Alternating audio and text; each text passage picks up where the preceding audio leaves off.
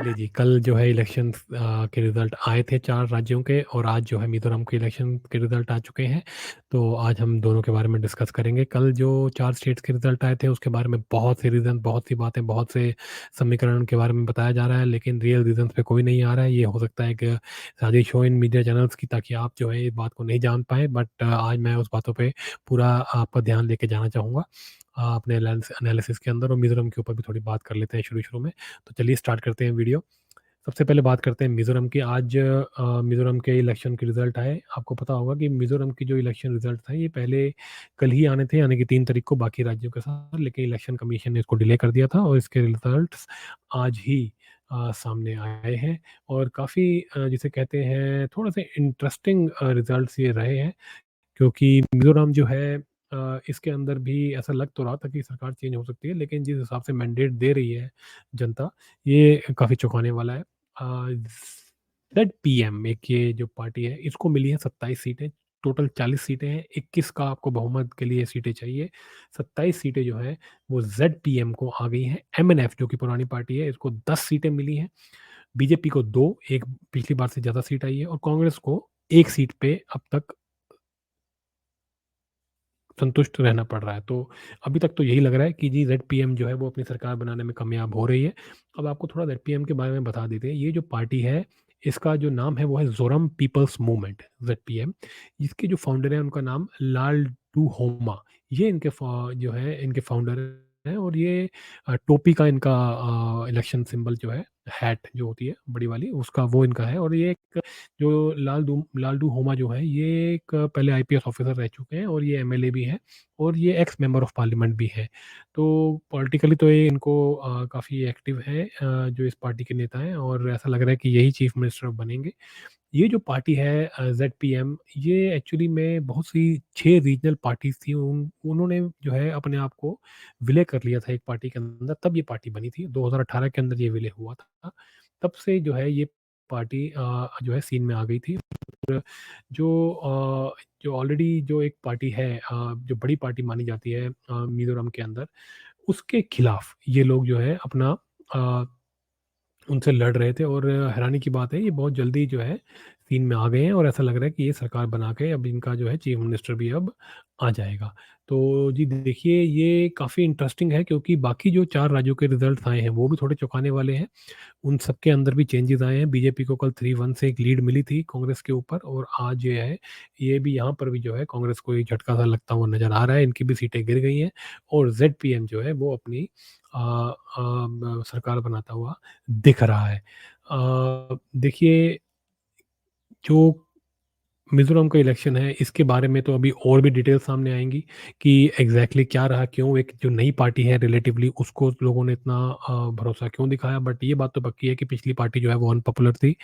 अ, उनको जो है सीटें इतनी नहीं मिली हैं, उसका उसके रीज़न्स के अंदर भी ज़रूर हम इसको एनालाइज़ करके आपसे साथ शेयर करेंगे। लेकिन फ़िलहाल के लिए तो यही है कि एमएनएफ जो कि पार्टी इनकी पुरानी पार्टी है, जो ऑलरेडी पावर में थी, वो अब इस पावर से बाहर जा रही है, और ज़ेडपीएम अपनी सरकार यहाँ पे बनती हुई दिख रही है। अच्छी मेजॉरिटी इनके पास है। तो ये रिज़ल्ट ऐसा रहा है। चलिए अब बात कर लेते हैं कल के रिज़ल्ट्स के बारे में, कि बहुत से रीज़न्स लोग दे रहे हैं कि मध्य प्रदेश, छत्तीसगढ़ और राजस्थान और तेलंगाना के अंदर जो रिज़ल्ट्स आए हैं, इसके बारे में लोग बहुत सारी बातें कर रहे हैं, लेकिन कोई मेन बात नहीं बता रहा। मेन बात ये देखिए ये है, जो कि किसी भी चैनल पे डिस्कस नहीं हो रही, वो ये है कि हिंदुओं ने ये वोट इस बार पूरा हिंदुत्व के मुद्दे पे दिया है, और पूरा का पूरा जो है, आप ये समझ लीजिए, ये 4 इलेक्शन से इन्होंने प्रूव कर दिया कि भारत जो है ये एक हिंदू राष्ट्र है, और यहाँ पे जो मुद्दे हैं वो हिंदुत्व के ही सबसे बड़े मुद्दे हैं। देखिए, जो इन नेताओं ने, ये जो इंडिया अलायंस के लोग हैं, और जितने भी अपोजिशन बीजेपी के जो हैं, इन्होंने जो भगवान श्री राम के खिलाफ जा करके जो इन्होंने काम किए, जो उल्टी-पुल्टी टिप्पणियाँ की, जो रामायण के बारे में बकवास करी, और जो बेकार की बातें ये लोग करते रहते हैं कांग्रेस पार्टी वाले, और इनके चट्टे-बट्टे जो छोटी-छोटी पार्टियाँ हैं, ये जो बकवासें करती हैं, ये उसका रिज़ल्ट है। ये जो ऐसा लगता है कि इनके बयान सुन के कि जी ये जो है हिंदुओं के खिलाफ है, हिंदू के देवी-देवताओं जो हैं उनको गालियाँ निकालना चाहते हैं, ये हिंदू हेट के अंदर डूबे हुए हैं। मोदी हेट तो छोड़ दीजिए, ये सबसे पहले हिंदुओं को ही हेट करते हैं, ऐसा लगता है। उस चीज़ से जो है हिंदू बहुत परेशान थे। देखिए, हिंदू जो है वो साइलेंट वोटर होता है। हिंदू को अगर आप गाली देते हो तो वो जा करके किसी से बदला नहीं लेता सड़कों पे।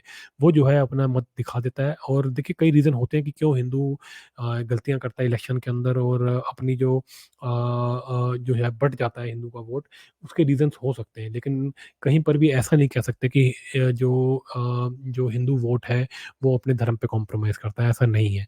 और ये इलेक्शन इस बात को प्रूव कर रहा है कि हिंदुओं ने इस बात पे बहुत बुरा मनाया है कि जिस तरह की जो पार्टियाँ इनको गालियाँ देती हैं हिंदू धर्म को और हमारे देवी-देवताओं को, उसके ऊपर इन्होंने बहुत ज़्यादा जिसे कहते हैं अपना बदला जो है इनसे इलेक्शन में वोट के ज़रिए लिया है। कोई सड़कों पे आकर के उपद्रव नहीं किया, कोई मार-काट नहीं करी, लेकिन इन्होंने अपना बटन के वोट का बटन दबा करके जो है थप्पड़ मारा है इन सब पार्टीज़ को। चाहे वो राजस्थान हो, मध्य प्रदेश हो, चाहे वो तेलंगाना हो। और आज जो जितने भी ये रिज़ल्ट जो आए हैं, इन सब के अंदर ये सब पता चलता है कि जो एंटी हिंदू जो ये सेंटिमेंट बने हुए हैं इन राज्यों के अंदर, जो उनकी सरकारें बनाती हैं अपनी पॉलिसीज़ के द्वारा, अपने अपने लेट लतीफ़ी के द्वारा, और पर अटैक किए जाते हैं, उनकी प्रोसेशंस के ऊपर अटैक किए जाते हैं, जो कि रामनवमी पे, हनुमान जयंती पे जो जिस तरह के पथराव किए जाते हैं, उससे हिंदू जो है अपने परेशान है, और इसने बदला लिया है इनसे। उसने चुपचाप लिया बदला। इनको जो ये पार्टियाँ हैं, स्पेशली कांग्रेस और इसकी चट्टी-बट्टी पार्टियाँ, इनको जो है उसने उस टाइम पे आकर के उपद्रव नहीं किया, लेकिन इलेक्शन के अंदर आकर के उसने पूरा खेला कर दिया इनके साथ। तो ये जो है ऐसा पॉइंट है जो कि ये चैनल्स आपको नहीं बताएँगे, क्योंकि ये ड्रामेबाज़ चैनल्स हैं। इनको जब मुसलमान इकट्ठा होकर के वोट करता है तो वो बहुत अच्छा लगता है, लेकिन अगर हिंदू इकट्ठा होके वोट करे या हिंदू किसी एक मुद्दे पे आकर के इकट्ठा वोट करे, तो ये कहते हैं हिंदू मुसलमान हो रहा है और हिंदू जो है वो दबाने की कोशिश कर रहा है। तो ये इस तरह की नौटंकीबाज़ी करते हैं, इसीलिए ये सेकुलरिज़्म का कीड़ा इनको काटा हुआ है, और ये आपको जो है पूरा एनालिसिस नहीं बता रहे, सच्चाई यही है। और देखिए तेलंगाना जो है ये इस बात की पुष्टि करता है कि देखिए तेलंगाना के अंदर भारतीय जनता पार्टी को अच्छी सीटें आ गई हैं। सिंगल डिजिट के अंदर है, लेकिन पिछली बार से ज़्यादा है। और देखिए तेलंगाना में, क्योंकि भारतीय जनता पार्टी का कोई सेटअप ही नहीं है तेलंगाना के अंदर, प्रेज़ेंस ही नहीं है, उसके बावजूद भी देखिए सिंगल डिजिट में उनकी सीटें आई हैं। और कांग्रेस तो इसीलिए बन गई क्योंकि बीजेपी वहाँ है ही नहीं, इसलिए कांग्रेस को जो है उनको वोट देना था लोगों को, लेकिन उन्होंने प्रूव कर दिया कि अगर बीजेपी वहाँ होती तो वो बीजेपी को वहाँ भी जिता देते। तो बीजेपी जो है इस बात से समझे और अपनी जो है प्रेज़ेंस को स्ट्रॉन्ग करे, अपने लोकल नेताओं को जो है साउथ के अंदर बिल्कुल शक्ति प्रदान करे, और उनको जो है एक पक्की बात है कि जो लोग हैं उनको मैंडेट देंगे। लेकिन ये एक बात की जो शर्त है वो बिल्कुल सही है, इन बातों से, इन इलेक्शन से पता चलती है कि अब जो है पूरा इलेक्शंस जो होंगे, जो 2024 का इलेक्शन होगा, वो सिर्फ़ हिंदुओं के मोटिव्स और हिंदुओं के जो इश्यूज़ हैं, जो उनके जो मुद्दे हैं, उन पे ही होगा। और ये सब बकवास की जो बातें करते हैं सेकुलरिज़्म वाले, और ये जो लेफ्ट लिबरल गैंग वाले जो ये बकवासें करते हैं, और जो देश के अंदर जो इतना भी क्रिमिनल जो ये तबका है, हर कोई जानता है वो किस तबके से आता है, और जो हिंदू हेट का जो पूरा माहौल बनाया जाता है, इस तबके को जो ये सब पार्टियाँ चलाती हैं, इनको अब वोट नहीं पड़ने वाले। और 2024 के अंदर जो भी हिंदुओं के साइड दिखेगा, जो भी हिंदुओं के मुद्दों की बात करेगा, जो भी राम मंदिर में जाकर के माथा टेकेगा, जो भी हिंदुओं के और भी जो टूटे हुए मंदिर हैं, उनको दोबारा बनाएगा, उन पे रिस्पेक्ट करवाएगा, और हिंदुओं को दोबारा से उनका धर्म जागरण करेगा, उसी को हिंदू जिताएगा, और तो किसी को नहीं। अब ठीक है, आपको लगता है कि हिंदू जो है वो उपद्रव नहीं करता, बकवास नहीं करता, आके लड़ता नहीं है सड़कों पे, इसका मतलब ये नहीं है कि उसको कुछ समझ नहीं रहा या वो सो गया है, ऐसा कुछ नहीं है। वो अपना वोट जो है दे करके आपको दिखा रहा है, चाहे वो मध्य प्रदेश हो, चाहे वो राजस्थान हो। ये इसने यहाँ पे क्लियरली दिखा दिया है। और देखिए छत्तीसगढ़ ने तो इनको इनकी चूल्हे हिला दिए कांग्रेसियों की, क्योंकि ये तो ऐसा लग रहा था कि कोई चांस ही नहीं है बीजेपी का, और बीजेपी की वहाँ पार्टी भी बिल्कुल कमज़ोर है। वहाँ का जो छत्तीसगढ़ बीजेपी का जो हालात है वो बहुत ही खराब है। बीजेपी वाले खुद नहीं जानते थे कि उनका क्या होने वाला है इस इलेक्शन में, जीतना तो भूल ही जाइए। लेकिन क्योंकि मुद्दे हैं, स्ट्रॉन्ग मुद्दे हैं, और वहाँ पे करप्शन के केसेस थे कांग्रेस पार्टी के ऊपर, और हिंदुत्व का मुद्दा चल रहा था, और बड़ा अच्छा प्रचार किया। योगी बाबा मेन प्रचारक रहते हैं, और नरेंद्र मोदी जी ने भी इलेक्शनों के अंदर हिंदुओं के मुद्दे उठाए थे। इस वजह से जो है छत्तीसगढ़ के अंदर भी इनकी सरकार बन गई है। तो देखिए हिंदुत्व का जो मुद्दा है, यही मेन मुद्दा है इस देश का, हिंदुओं का, और यही मुद्दा जो है 2024 में आगे रहने वाला है। तो बीजेपी जो है, जो बीच-बीच में गड़बड़ करती है, जो कि इन मुद्दों को भड़का करके जो है दूसरे समुदायों के लोगों की जो है पैर चाटने लगती है, बगैर किसी रीज़न के। उनको वोट तो मिलने नहीं है, लेकिन फिर भी जो है उनके पैर चाटने लगती है, तलवे चाटने लगती है। इसलिए भी बीजेपी बाज आए। लोग जो हैं बिल्कुल रेडी हैं हिंदुत्व के ऊपर काम करने के लिए, हिंदुओं को अपनी रिस्पेक्ट वापस लेने के लिए, अपने मंदिरों को, अपने देवी-देवताओं को, अपने भगवान को पूरी रिस्पेक्ट देने के लिए हिंदू बिल्कुल रेडी है, उसमें कोई कमी नहीं है। बस आप अपने आप को जो सुधारिए, अपने कर्म सुधारिए बीजेपी वालों, और हिंदू आपको पूरी तरह जिताएगा और आपको दोबारा पावर में लेके आएगा। चलिए ये मेन रीज़न था जो मैं आपके साथ शेयर करना चाहता था, जो कोई भी चैनल नहीं बता रहा है कि जी हिंदू जागृति जो है वो पूरी तरह हो चुकी है और देश का यूथ है वो पूरी तरह अपने धर्म के साथ खड़ा है और धर्म को समझ रहा है और धर्म के हिसाब से ही वोट कर रहा है और ऐसे ही चलते रहना चाहिए। बहुत-बहुत बधाई बीजेपी को, बहुत-बहुत बधाई।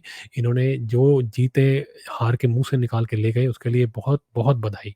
और कांग्रेस को जितना ज़्यादा हो सके उतने ज़्यादा ये राज्यों से इसको हरा करके बाहर निकाला जाए। ये माँ-बेटे की सरकार जो है, ये जहाँ-जहाँ चलती है वहाँ-वहाँ करप्शन होता है, इनको तो जेल में करना चाहिए जल्दी से जल्दी।